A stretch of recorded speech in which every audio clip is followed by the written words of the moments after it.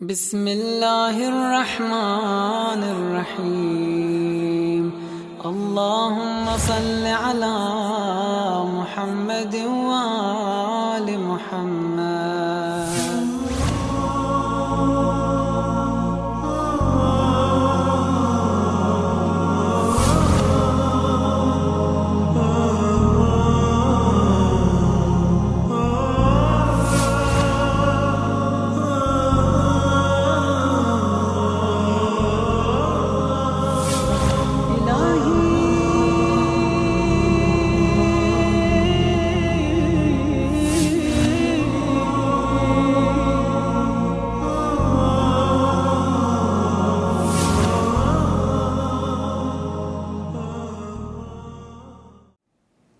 أعوذ بالله السميع العليم من الشيطان اللعين الرجيم بسم الله الرحمن الرحيم الحمد لله رب العالمين بارئ الخلائق أجمعين باعث الأنبياء والمرسلين ثم الصلاة والسلام على أشرف المرسلين حبيبي وحبيب إله العالمين أبي القاسم المصطفى محمد وعلى آل بيته الطيبين الطاهرين وصحبه المنتجبين.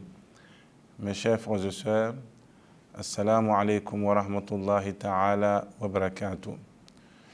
Nous sommes dans le cadre, bien sûr, de l'enseignement de la jurisprudence islamique et nous étions arrivés sur ce thème parlant, effectivement, de tayammum, c'est-à-dire que l'ablution sèche ou l'ablution pulvérale.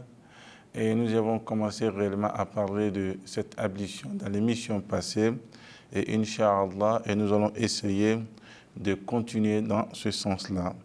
Et il faut comprendre qu'on peut essayer de substituer l'ablution par le tayammum ou l'ablution pluvérale ou sèche et aussi le grand lavage qu'on appelle al-ghusl, ghusl al-janaba et les autres ghusl qui sont dans ce sens-là. Donc mes chers frères et sœurs, il est tout à fait clair qu'on peut essayer de substituer tous ces deux. Je vais parler des petites ablutions et la grande ablution par l'ablution sèche ou pulvérale. Donc, il n'y a pas, on fait les ablutions pulvérales, mes chers frères et sœurs, lorsqu'il n'y a pas d'eau ou il n'est pas possible d'y accéder. Peut-être que souvent, si on a un manque d'eau, pénurie d'eau, mes chers frères et sœurs, que nous ne pouvons pas, lorsque nous utilisons cette eau pour les ablutions et les grandes ablutions et aussi autre chose pour la purification, il ne va nous rester rien comme eau pour la consommation. Donc, mes chers frères et sœurs, il est demandé par la jurisprudence islamique de conserver cette eau pour la consommation et faire l'ablution pulvérale. Et il y a cela, mais il y a aussi une autre chose où il n'est pas possible d'y accéder. Sur le plan sécuritaire, par exemple, dans un pays, il y a la guerre, que le Seigneur nous en garde. S'il y a une guerre où il y a vraiment de coupeurs de routes, etc., qui sont entre vous et l'eau, que vous ne pouvez pas accéder à cette eau sur le plan sécuritaire, etc. Et mes chers frères et sœurs, ou soit par le plan maladie, vous ne pouvez pas vous déplacer. Et mes chers frères et sœurs, dans ce sens-là, il est demandé de faire l'ablution pulvérale ou l'ablution sèche. Il y a aussi, lorsque l'eau est nuisible à la santé, et le cas de celui qui souffre de la maladie de peau, et que l'eau est pernicieuse à cette personne-là. Si l'eau elle est pernicieuse, mes chers frères, dans ce cas, avec la maladie, si cette eau, l'utilisation d'eau aggrave cette maladie, où il y a une maladie particulière de peau, la zona, etc., mes chers frères, il est demandé alors de faire l'ablution pulvérale ou l'ablution sèche. Ça, c'est le deuxième point.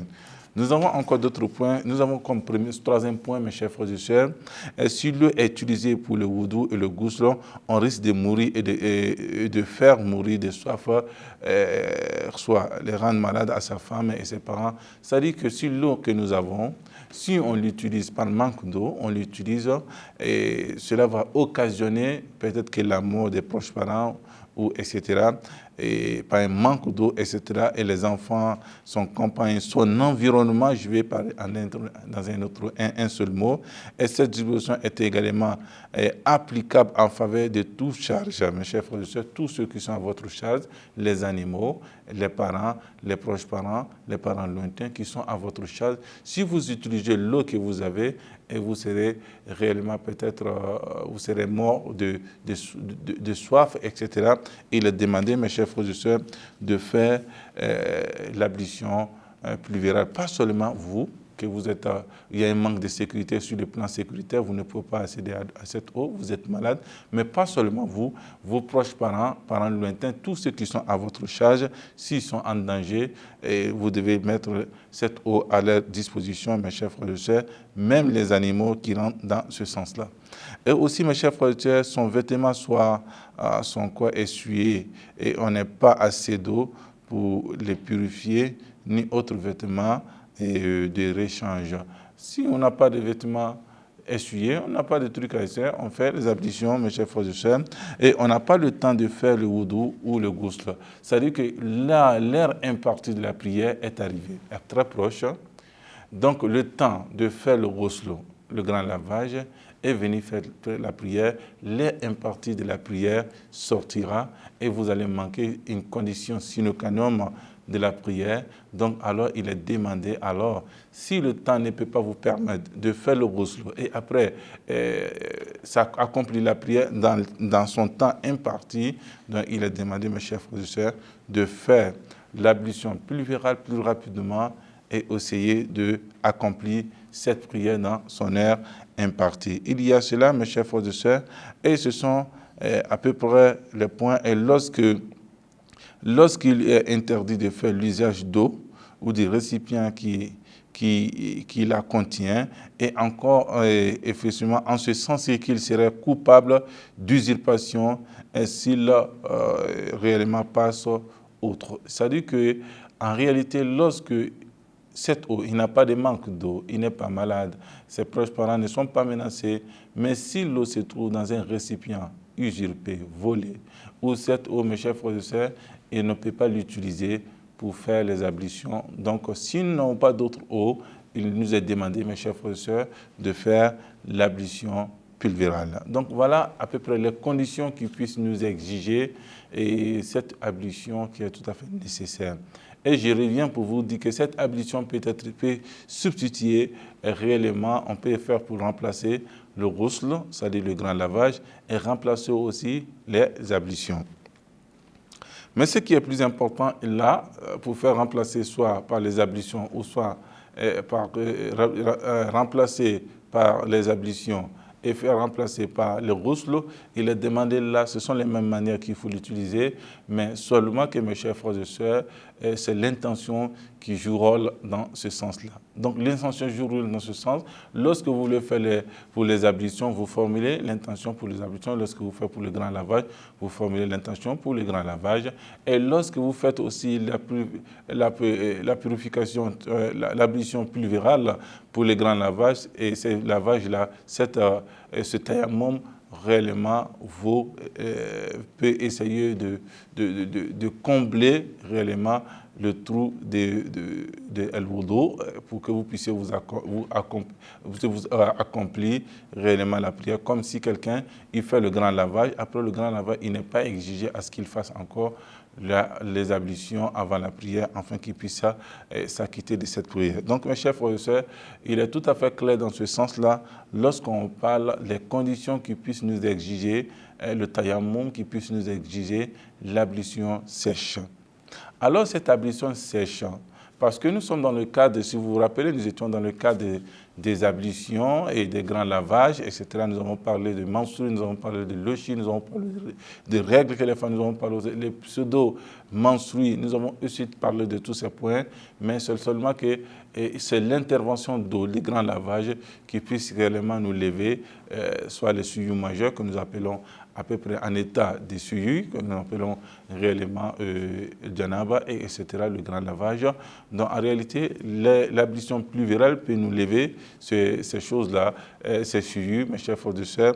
Et voilà à peu près ce que nous pouvons quand même vous dire que En réalité, nous étions dans ce cadre des ablutions, des grands lavages, et nous avons dit que le grand lavage, lorsque vous ne pouvez pas utiliser, vous êtes en manque d'eau, vous faites l'ablution pluvérale pour substituer le grand lavage. Et ça fait partie de faveurs divines, et nous devons réellement respecter ces faveurs-là.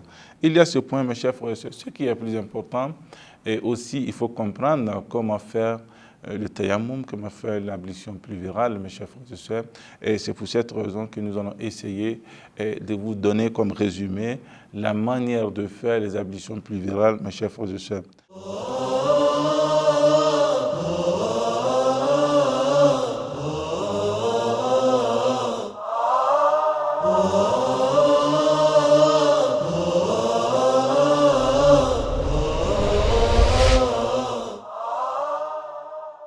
La première des choses, il faut d'abord, avec la paume, frapper le dépaume de main en même temps sur quelque chose dont on est autorisé à utiliser pour le tayammum.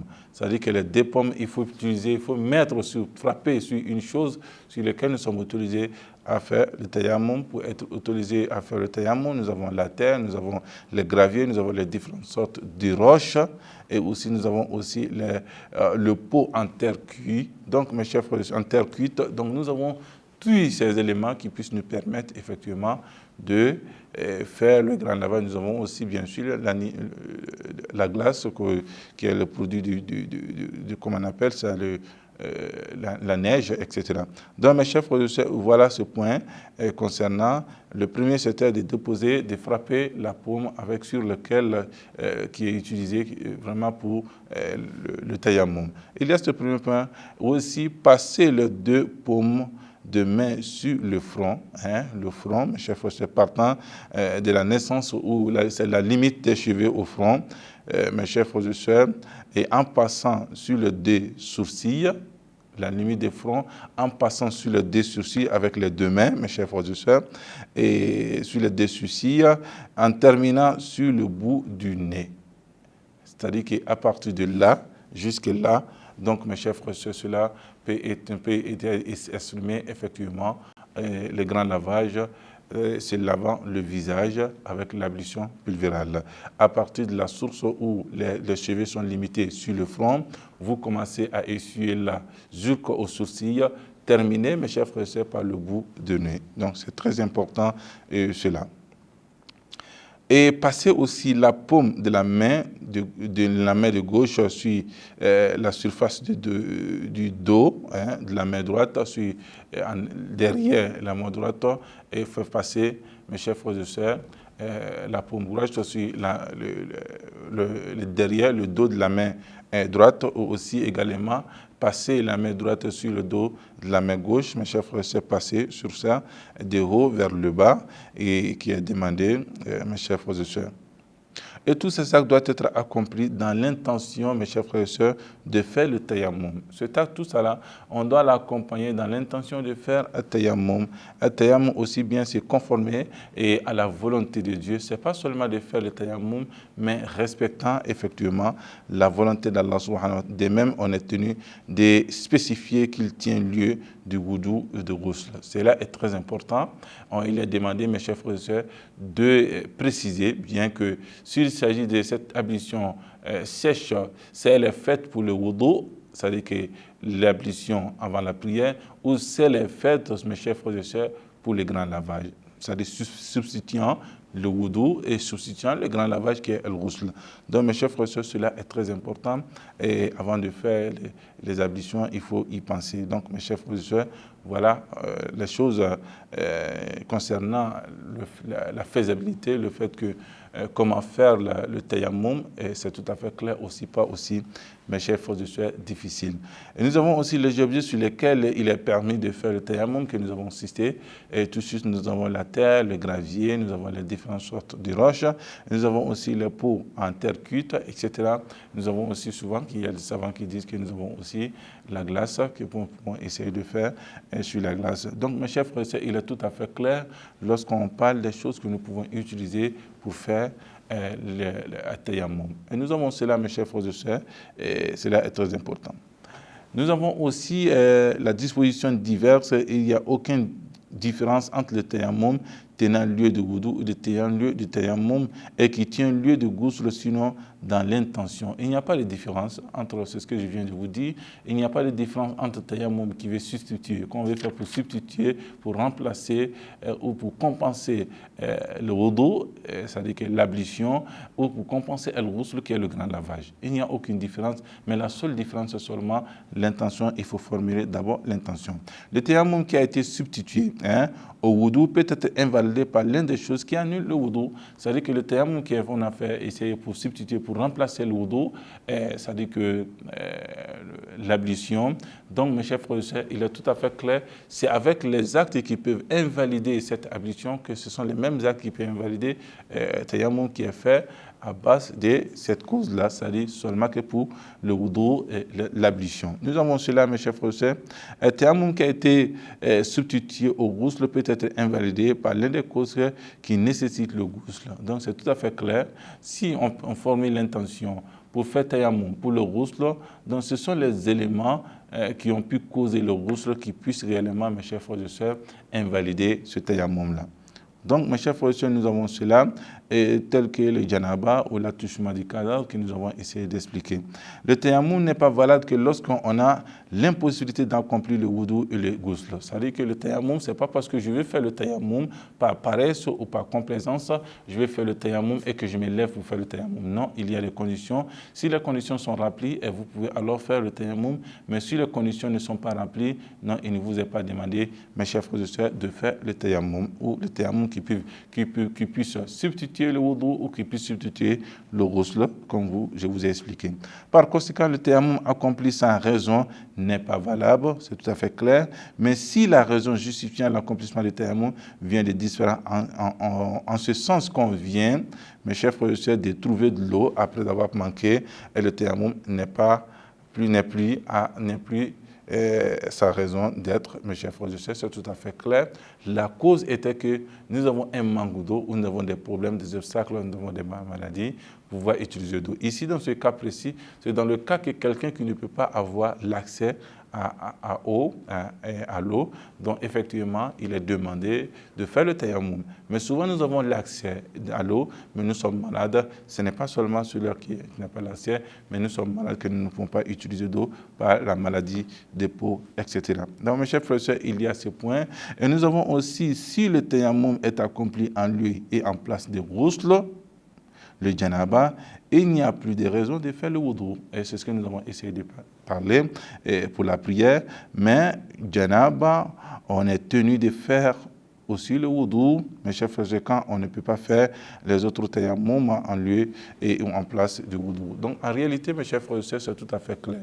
Lorsqu'on fait le tayammum substituant le grand lavage, mes chers frères et sœurs, il n'est plus demandé de faire encore d'autres tayammum pour les ablutions, pour la prière. C'est tout à fait clair. Mais le contraire ne peut pas exister. Nous ne pouvons pas prendre un tayammum pour substituer, mes chers frères et sœurs, le grand lavage, un tayammum de wudu pour substituer le grand lavage. Donc, il est demandé, mes chers frères et sœurs, si nous sommes dans un cas d'état d'impurité, il est demandé, mes chers frères et sœurs, de faire le ghusl. Si nous ne pouvons pas faire le ghusl par manque d'eau, nous faisons le tayammum substituant le ghusl, mes chers frères et sœurs, qui est tout à fait clair. Et si le tayammum qu'on a accompli en lieu et en place de ghusl vient d'invalider, mes chers frères et sœurs, il est important, vient d'être annulé par l'une des causes invalidant le wudu.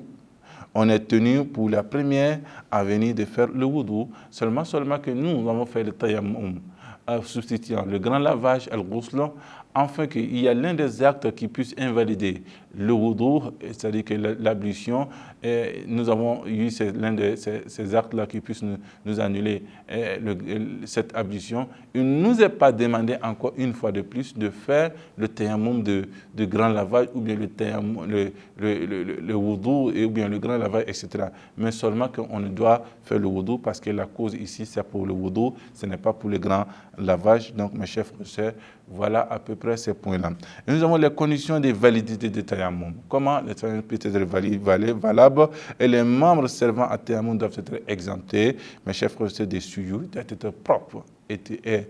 opter de tout sur, mes chers frères et sœurs, sur la main, où il ne doit pas avoir aussi des obstacles, et aussi frictionner le front et le dos des bas vers le haut, c'est-à-dire qu'on doit essayer de frictionner de la source où le chevet se limite sur le front, on doit faire de haut vers le bas, essuyer, et aussi les mains aussi passant la paume sur les mains, mes chers frères et sœurs, de haut vers le bas, c'est-à-dire que du coude ici vers les doigts. Donc mes chers frères et sœurs, il y a cela, et l'objet dont on sert à faire la main doit être pur et licite. Effectivement, les objets doivent être purs et licites.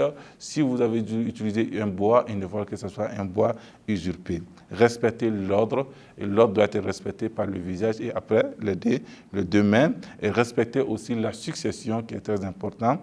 Et aussi, nous avons aussi qu'un objet ne doit être placé entre les mains et le front lors de la friction. Mes chers frères et sœurs, de même être entre la paume et des mains et le dos de la main, mes chers frères et sœurs, il ne doit pas avoir un obstacle, un objet entre le front et la paume. Lorsqu'on veut faire le frictionnement, on veut frictionner, mais aussi entre le dos de la paume aussi, derrière la paume. Ici, mes chers frères et sœurs, il ne doit pas avoir des obstacles, mes chers frères et sœurs. Et voilà à peu près ce qui concerne les ablutions plurales. Et Inch'Allah, les ablutions sur des bandeaux, c'est tout à fait clair. Et ça est dans la même, il faut passer la main, etc. Mes chers frères et sœurs, et que le Seigneur fasse nos musulmans sincères et pieux, et qu'il dirige nos pas, et mes chers frères et sœurs, qu'il accepte nos adorations. Et voilà à peu près concernant l'ablution plurale, mes chers frères et sœurs. Sur ce, je vous dis assalamu alaikum wa rahmatullahi ta'ala wa barakatuh.